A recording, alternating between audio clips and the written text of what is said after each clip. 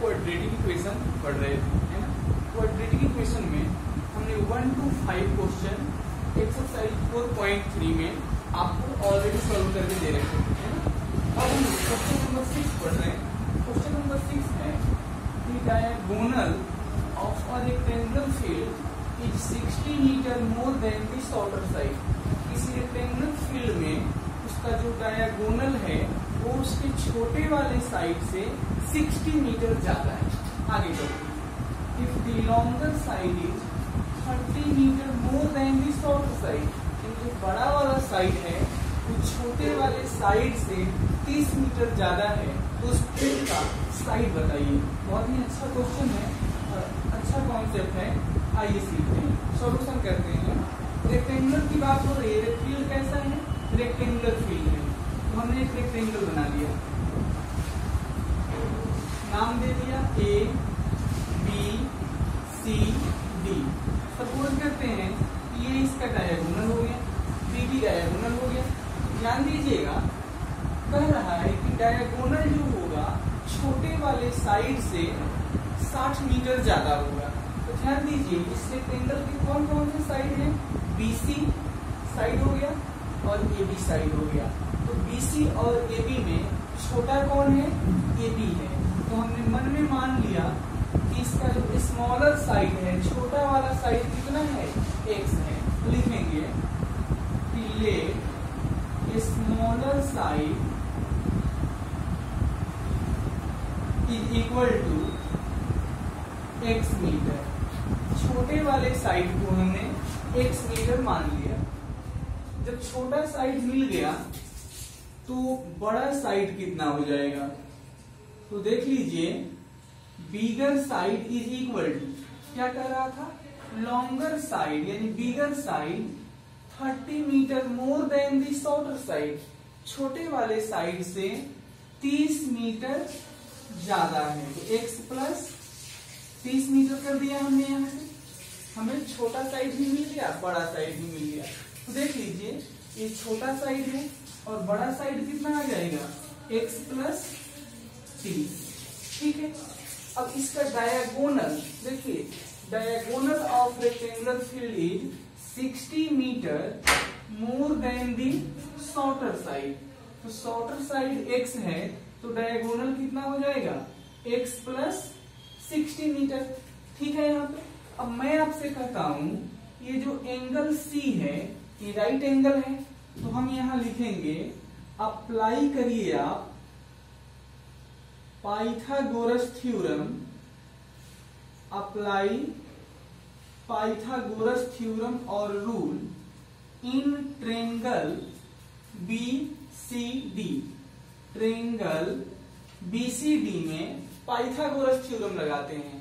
तो Pythagoras theorem क्या होगा, BD square is equal to BC square plus BC square, that is hypotenuse square is equal to perpendicular square plus base square, right. तो चलिए, BD का length कितना है, तो BD के जगह पे है x plus 60 the whole square is equal to DC square. तो DC के जगह पे कितना है, x स्क्वायर, BC स्क्वायर तो x प्लस 30 का होल स्क्वायर, ऐसा। तो ये कितना हो जाएगा, a प्लस बी का होल स्क्वायर करेंगे तो a स्क्वायर 2ab में 120x और b स्क्वायर में 3600, राइट, इज इक्वल टू ये एक्स स्क्वायर प्लस इसको ओपन करेंगे तो x square plus 60x plus का 900। अब ध्यान दीजिए, इस एक्स स्क्वायर से एक तो एक्स स्क्वायर कैंसिल हो गया, है ना। तो हम लिखते हैं ये एक्स स्क्वायर वहां पे पहले से था, अब इन सभी टर्म को हम उधर लेकर जा रहे हैं। ठीक है। तो 60x माइनस 120x, 60x से 120x को डिफरेंस करेंगे तो आ जाएगा माइनस 60x। आगे चलते हैं, प्लस 900 माइनस 3600, 900 से 3600 को माइनस कीजिएगा तो ये आ जाएगा माइनस 2700 इज इक्वल टू 0। तो ये क्वाड्रेटिक इक्वेशन आ गया, ax square plus bx plus c। अब इसके बाद आपका काम है, आप इसको सॉल्व करेंगे, यानी इसको आप फैक्टराइज करके भी बना सकते हैं, आप इसको स्क्वायर कंप्लीट करके भी बना सकते हैं, आप इसको डायरेक्ट क्वाड्रेटिक के फॉर्मूला से भी बना सकते हैं। आपका काम है, आप चाहे जैसे बनाना चाहें वैसे बनाइए, हमें कोई प्रॉब्लम नहीं है। मेरा काम था आपको यहाँ पे इक्वेशन डिराइव करके दे देना, इसको सॉल्व कीजिए खुद से। नहीं होने पे आप हमें कमेंट बॉक्स में कमेंट कीजिए, हम आपको दोबारा सॉल्व करके इसको बताएंगे। ठीक है, आप इसको ट्राई जरूर करेंगे। ओके, हम लोग बढ़ रहे हैं आगे की तरफ। अब हम बनाएंगे question number 8, sorry question number 7। तो आइए लिखते हैं क्वेश्चन नंबर 7 क्या है। तो क्वेश्चन नंबर 7 देखिए,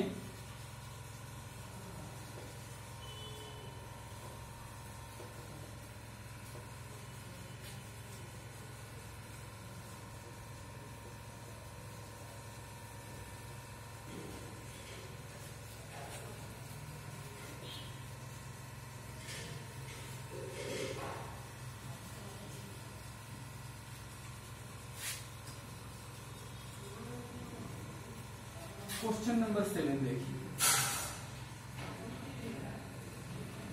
क्वेश्चन नंबर 7 है द डिफरेंस, मैं लिख देता हूं, the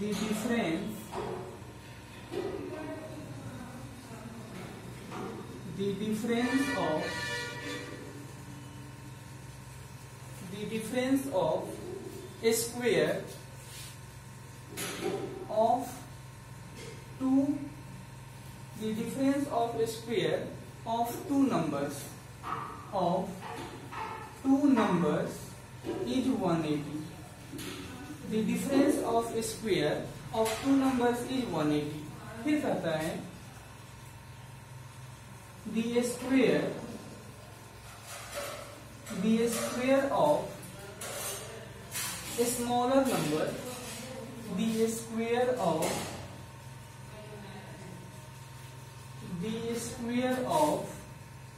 a smaller number is 8 times, the square of a smaller number is 8 times the larger, 8 times the larger number,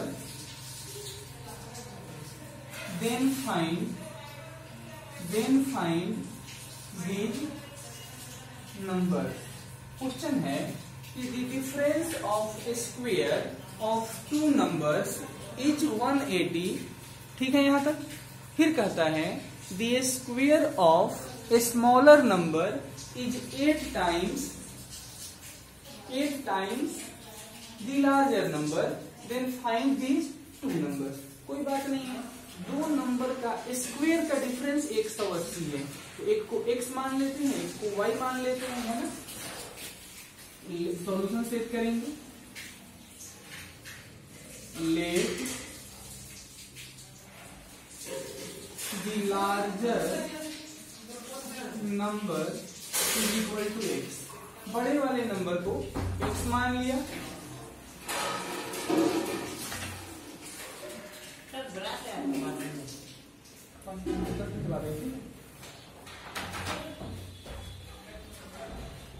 larger number को x मान लिया और स्मॉलर नंबर को y मान लिया। आपकी मर्जी है, आप इसको इंटरचेंज भी कर सकते हैं, यानी स्मॉलर को ही x मान सकते हैं और लार्जर को भी y मान सकते हैं, उसमें कोई प्रॉब्लम नहीं आएगा। तो हम लिखेंगे अकॉर्डिंग टू क्वेश्चन। अब बताइएगा क्वेश्चन क्या था। क्वेश्चन था कि the difference of a square, तो सबसे पहले बड़े वाले नंबर का स्क्वायर किया, फिर छोटे वाले नंबर का स्क्वायर किया, दोनों का डिफरेंस करने के लिए माइनस किया, और इनका डिफरेंस का जो रिजल्ट है वो है 180। ये आ गया इक्वेशन नंबर 1। ठीक है, अब अगेन बाय क्वेश्चन, क्वेश्चन का दूसरा पार्ट है। क्वेश्चन का दूसरा पार्ट को देखिए, the square of a smaller number. Smaller number कितना लिया? y। तो square of a smaller number is 8 times तो 8 लिख दिया। 8 टाइम्स दी लार्जर नंबर, तो वाई स्क्वायर कितना आ गया 8x। ये जो वाई स्क्वायर का वैल्यू है इसको यहां पुट कर देते हैं, यानी ये हमारे पास सेकेंड इक्वेशन था। हम लिखेंगे कि from equation number 1 and equation number 2, दोनों इक्वेशन को कंबाइन करेंगे। तो देखिए ये x square minus y square के बदले आप लिखेंगे 8x इज इक्वल टू कितना 180, ठीक है ना। अब इसको ऐसे लिख सकते हैं x square minus 8x minus 180 is equal to 0। अब देखोगे तो आपको समझ आएगा कि फिर से ax square plus bx plus c का इक्वेशन बन गया। तो अब इसको आप फिर से अपने आप सॉल्व करेंगे, यानी फैक्टराइज कर सकते हैं, स्क्वायर भी कंप्लीट करके बना सकते हैं, आप चाहे जैसे मर्जी वैसे बना सकते हैं। चलिए मैं इसको सॉल्व करके आपको दिखा रहा हूँ। तो यहाँ पे देख लीजिए a का वैल्यू कितना है 1 है, b का वैल्यू कितना है -8 है और c का वैल्यू कितना है -180 है, -180। तो a इंटू सी हम फैक्टराइज करने की कोशिश करेंगे। a और c का प्रोडक्ट कितना आएगा -180। तो 180 को ऐसे 2 पार्ट में डिवाइड करिए जिसको ऐड और सब्ट्रैक्ट करने से -8 आए और प्रोडक्ट करने से -180 आए। तो ऐसा कौन सा 2 पार्ट होगा 180 का, ऐसा कौन सा 2 पार्ट होगा। अब हमको सोचना पड़ेगा 180 कब आता है, तो 180 20 और 9 से आएगा जो कि होगा नहीं। 180 होता है आपका 12 और 15, उससे भी नहीं होगा। इसके बाद 30 और 6 से भी नहीं होगा। आइए इसको सिखाते हैं। 180 है तो 180 का 2 पार्ट हम बनाएंगे। 2 से किया तो 90 आया, फिर 2 से किया 45 आ गया, फिर 2 से किया तो अब 2 से नहीं 3 से करेंगे तो 15, फिर 3 से किया तो 5 आ गया, फिर 5 से किया तो 1 आ गया। तो देख लीजिए 2 2 4, 2 2 जा 4, 4 3 जा 12 और ये 15 हो रहा है। तो 12 और 15 एक तो होता नहीं है उसमें। कुछ और करते हैं, 5 और 20 लेते हैं, 20 और 9, 20 से अगर 9 को ऐड सब्ट्रैक्ट करेंगे तो 1 नहीं आएगा, है ना। तो एक और काम कीजिए, इतना ले लेते हैं हम, फिर 9, ये भी नहीं आएगा। एक काम कीजिए, इसको हम लोग स्क्वायर कंप्लीट करके बनाने की कोशिश करते हैं। इसको स्क्वायर कंप्लीट करके बनाइए जो कल आपको सिखाया गया था पहली क्लास में। तो यहां से यहां तक क्या हो जाएगा x माइनस 4 का whole square, a square minus 2ab में यहां तक बनेगा। ये आपका -180 पहले से था, सही लिख रहा हूं, इज इक्वल टू। तो अब देखिए x माइनस 4 का स्क्वायर दोनों बन जाएगा, यहाँ +16 आएगा। तो 16 को कैंसिल करने के लिए इधर भी 16 ऐड कर दिया। तो अब देख लीजिए x माइनस 4 का whole square is equal to 180 इधर आ गया और +16 196 हो जाएगा। तो x माइनस 4 का स्क्वायर जब आप सोल्व करेंगे तो 196। अब 196 जो होता है वो देखिए 14 का स्क्वायर होना चाहिए। 14 इंटू 14 करेंगे तो ये 56 और ये 4, 196। यानी इस 196 को हम लिख सकते हैं 14 का स्क्वायर।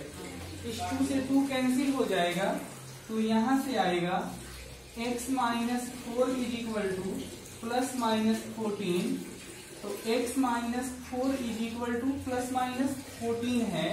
तो एक बार प्लस वैल्यू यूज करेंगे, एक बार माइनस वैल्यू यूज करेंगे। तो देख लीजिए x minus 4 is equal to 14 and x minus 4 is equal to -14। x is equal to यहाँ से 18, x का वैल्यू 18 आएगा और यहाँ से x का वैल्यू कितना आएगा -14 + 4, यानी x का वैल्यू -10 आएगा, है ना। तो x का वैल्यू जब 18 आ गया तो यहाँ रख देंगे तो y का वैल्यू भी आ जाएगा ना। तो हम लिखेंगे therefore y square is equal to 8 into कितना x, तो 8 इंटू 18। तो आप मल्टीप्लाई करेंगे ना, 18 में 8 से मल्टीप्लाई करिए कितना आता है। अब इसको आप सॉल्व करेंगे, यहाँ से आपका y का वैल्यू आ गया। तो हमने आपको क्वेश्चन नंबर 7 बताया, फिर हम आगे बढ़ रहे हैं।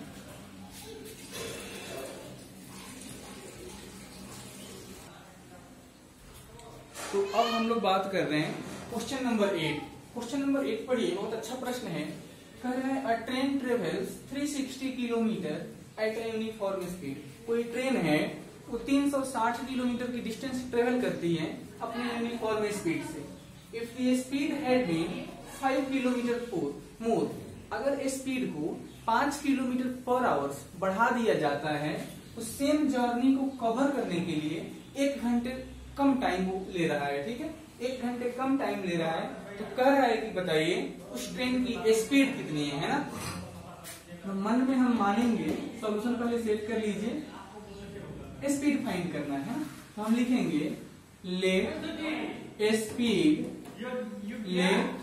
Speed of train is x kilometre per our. Train का जो स्पीड है उसको हमने x kilometre per our assume कर लिया। ठीक है, जब ट्रेन का हमने स्पीड मिल गया तो बताइए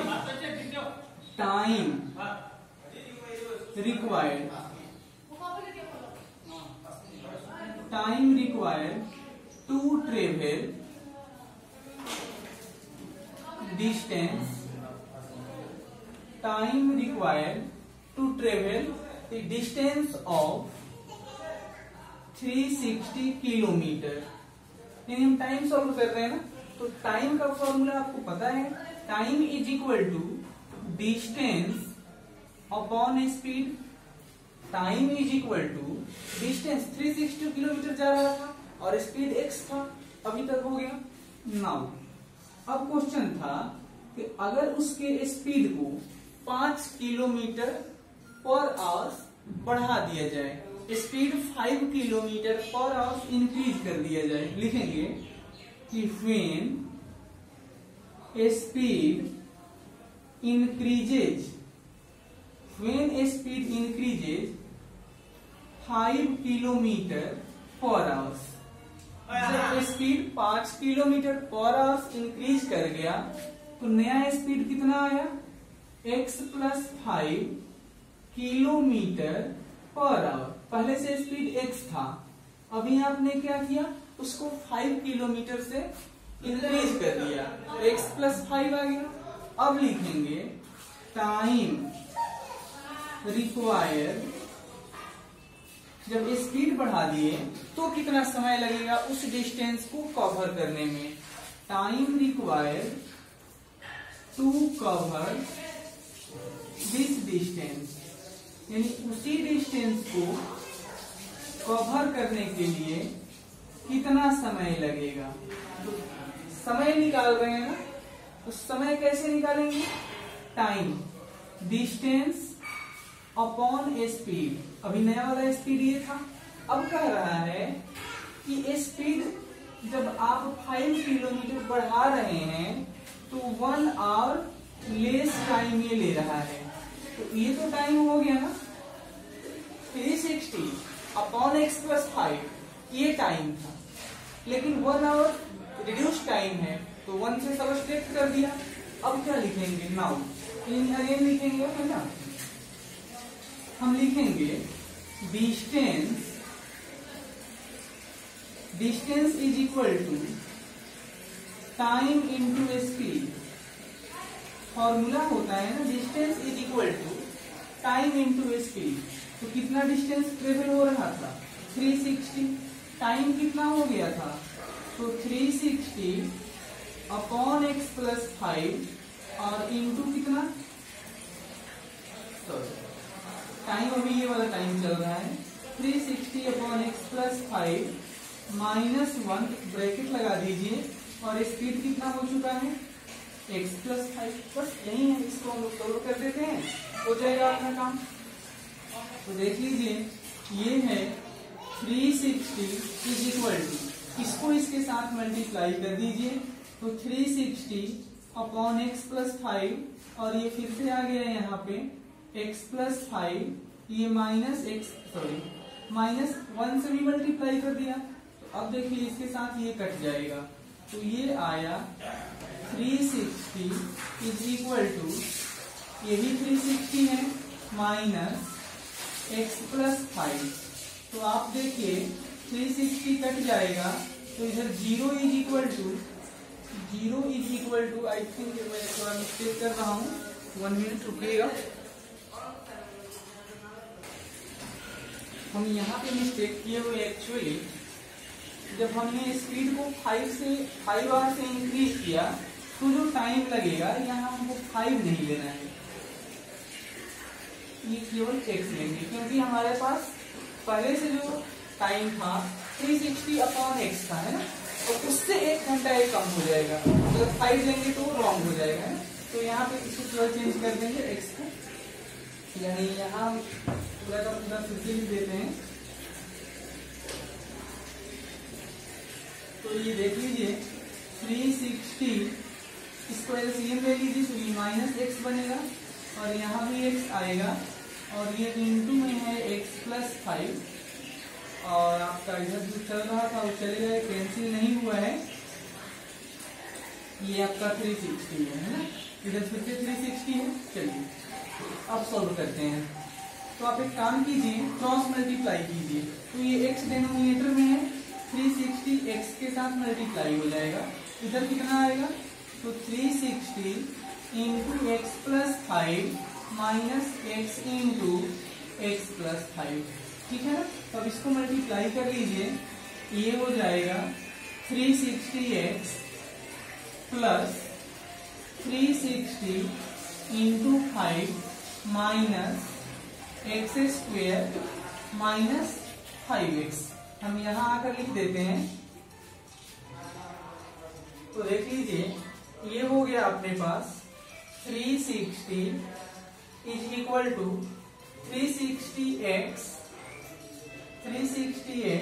अब 360 में 5 से मल्टीप्लाई करके लिख देते हैं, तो 5, ये आपका 360 पर प्लस है, 5 इंटू 0 होता है, 5 इंटू 6 30, यानी 0 फिर से 3 आया, 5 इंटू 3 18, और आपका पहले से कितना है 3, तो ये आ जाएगा 21, राइट, फिर चेक कर लो 500